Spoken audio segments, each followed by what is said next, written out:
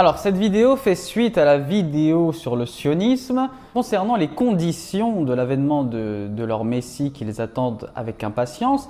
Et parmi les conditions que l'on a évoquées, il y a celui de l'immigration. L'immigration massive que nous constatons tous d'ailleurs, et avec des événements qui ont eu lieu à Lampedusa, plus de 5000 migrants sont arrivés d'un coup, et qui est d'autant plus d'actualité avec la loi d'immigration que Darmanin veut promulguer, qui est en réalité une loi pro-immigration, mais on va l'expliquer dans cette vidéo. Et donc, on peut se poser la question, est-ce que cette immigration est voulue? Et si elle est voulue, pourquoi? Alors, il y a dans l'Ancien Testament diverses prophéties qui doivent se réaliser et qui annoncent les signes de la fin du temps pour la venue de l'Antéchrist, donc de leur Messie. Et parmi ces prophéties, il y a la prophétie d'Abdias.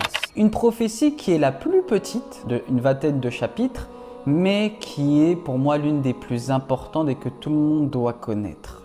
Et cette prophétie prophétise la destruction d'Édom. Qui est Édom? Il a deux prénoms, Édom ou Ésaü. Et le frère jumeau de Jacob, Ya'qub.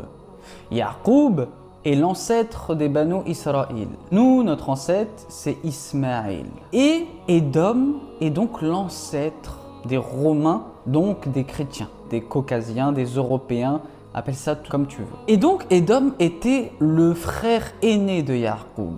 Mais un beau jour, Édom a perdu son droit d'aînesse, donc il n'est plus l'aîné. Comment cela s'est-il passé? Un jour, il partait à la chasse et une fois qu'il est revenu de la chasse, il était mort de faim.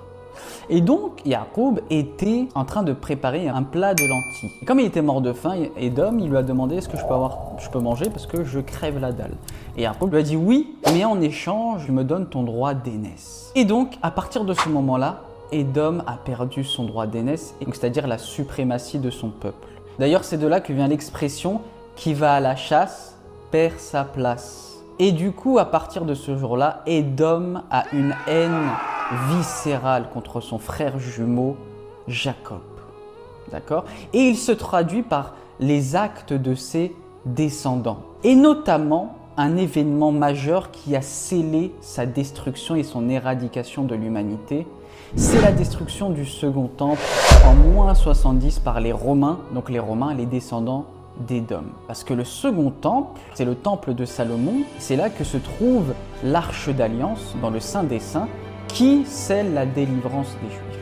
Donc les Romains qui ont détruit cela ont scellé, signé leur arrêt de mort. Et on peut lire dans la Bible, du fait de la violence contre ton frère jumeau Ya'qub, donc ses descendants, tu seras exterminé. Tes descendants seront exterminés. Et lorsqu'il y aura l'extermination d'Édom, le royaume appartiendra à l'Éternel. Ce sera la fin du monde et la délivrance des Juifs. Comment se traduit leur éradication sur terre? Par l'immigration. Dans la Bible, on peut lire « J'utiliserai les nations contre toi ». Et donc, cette immigration massive que vous voyez, subsaharienne, Afrique du Nord, qui sont pour la plupart les descendants d'Ismaël, sont utilisés pour éradiquer la race d'Édom. Comment se déroule ce processus? Par l'immigration massive des ONG financées par George Soros, avec sa fondation l'Open Society, et également la déstabilisation des pays arabes qui freinent à l'immigration massive comme la Libye. Beaucoup ont vu l'élimination de Kadhafi parce qu'il voulait notamment faire le dinar or africain, etc., etc. Mais ce que les gens ne disent jamais, c'est que la Libye était un verrou contre l'immigration. Et Nicolas Sarkozy, qui était en mission pour accomplir ce dessein, a donc éliminé Kadhafi pour accélérer l'immigration et la destruction du peuple d'Édom, donc la chrétienté.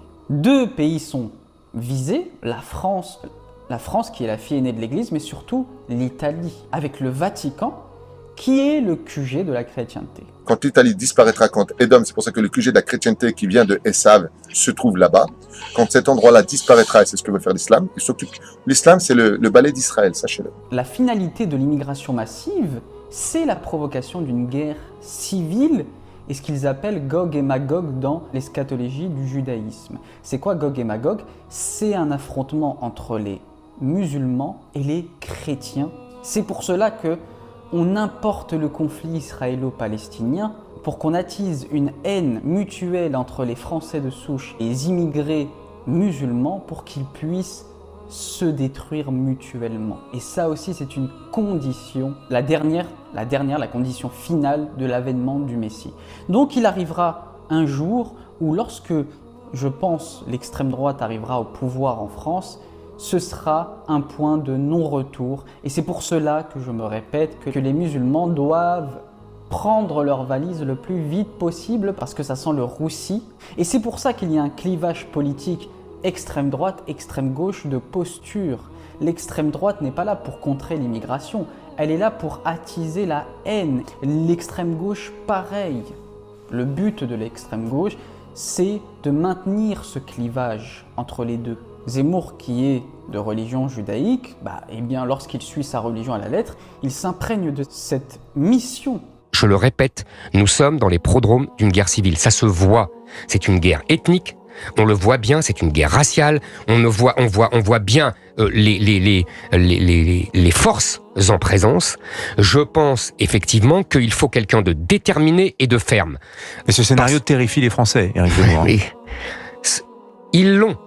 Les Français de souche qui sont pro-Israël, qui soutiennent par exemple Zemmour et l'extrême droite, en pensant que c'est l'islam qui veut son anéantissement alors que pas du tout. Religieusement, ce sont les Juifs qui veulent votre anéantissement. Vous allez le payer très cher, les Européens. Mais à un point où vous n'avez même pas notion de quoi on parle.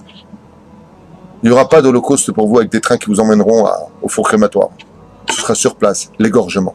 C'est marqué aussi dans les livres. Parlons de la loi immigration, qui est en fait une loi pro-immigration, qui accélère l'immigration parce qu'elle, dans son article 3, il est mentionné que les métiers en tension, donc à peu près tous les métiers du service public, pour pallier, parce que vous voyez que vous êtes en sous-effectif presque partout, dans tous les domaines de la fonction publique, eh bien, ce seront les sans-papiers que l'on va régulariser pour qu'ils puissent travailler. Donc en fait, tous ces migrants que l'on amène qui sont clandestins, ils ne peuvent pas participer à la vie sociale française. Donc il faut les régulariser. Comment on les régularise? En provoquant la faillite du système public français qui a pour conséquence des sous-effectifs que l'on pallie avec les migrants clandestins. Comment on légitime cette loi? Également par les attentats terroristes. Et ce n'est pas moi qui le dis, c'est François Hollande lors d'une interview où il révèle que les attentats terroristes sont parfois provoqués pour donner un sentiment de contrôle de la part du gouvernement et d'une réponse du gouvernement. Je crois qu'on a suffisamment à faire avec le terrorisme réel pour qu'on n'aille pas en inventer un qui n'existe pas, qui relève peut-être d'autres procédures. Donc, mais pourquoi il invente le pouvoir alors? Peut-être pour montrer une efficacité qui, sur d'autres terrains, notamment économiques et sociaux, n'est pas forcément au rendez-vous. Donc c'est grave vos accusations, M. Hollande, là? Je pense que c'est grave. Mettre en cause des hommes et des femmes, les priver de liberté, c'est grave. Et on vous vend du rêve en vous disant on va exclure les OQTF, on va se séparer des indésirables. En contrepartie, on régularise tous les sans-papiers qui vont postuler à ces emplois-là qui sont en tension, et il y en a pléthore. Donc voilà comment, de manière subreptice et pernicieuse, une loi qui se veut contre l'immigration est en fait pro-immigration. Donc la République, qui est issue de la franc-maçonnerie, qui est une secte juive. D'ailleurs, dites-moi en commentaire si vous voulez que je vous parle de la République, le lien entre la République et la franc-maçonnerie et le sionisme. Ce sont des sujets très intéressants, dites-moi ça en commentaire. D'ailleurs, abonnez-vous pour ne rien louper et ne rien rater sur ces sujets primordiaux. Donc voilà, c'est pour cela que l'on ne doit pas participer à notre destruction. On est là pour se faire détruire. C'est pour ça qu'il faut faire preuve de sagesse, de clairvoyance et se dire qu'il faut partir le plus vite possible. C'est tout pour cette vidéo, moi j'espère qu'elle t'aura plu. N'hésite pas à t'abonner, petit partage, petit like, petit commentaire, et on se dit à la prochaine pour une nouvelle vidéo. Prends soin de toi.